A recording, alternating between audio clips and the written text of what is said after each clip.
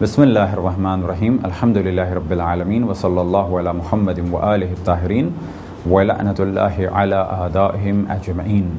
موضوع گفتگو اعتکاف، اور ہماری اس مختصر سی گفتگو کا عنوان ہے تعریف اعتکاف۔ اعتکاف یعنی اللہ سبحانہ و تعالیٰ کی خوشنودی کے لیے مسجد میں قیام کرنا،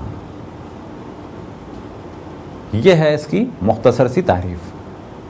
البتہ اس اعتکاف کی جو شرائط ہیں وہ پائی جاتی ہوں، اور اعتکاف کرنے والے کی جو شرائط ہیں وہ اس میں پائی جاتی ہوں، اور بہت سی شرائط ہیں جن کا انشاءاللہ ذکر ہوگا۔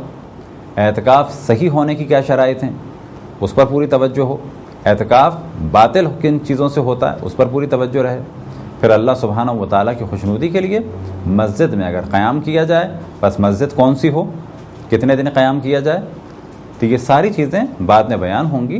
فقط اس وقت ایک مختصر سی ڈیفینیشن یا تعریف ہے، وہ کیا کہ مسجد میں خداوند تبارک و تعالیٰ کی خوشنودی کے لیے قیام کرنے کا نام ہے اعتکاف۔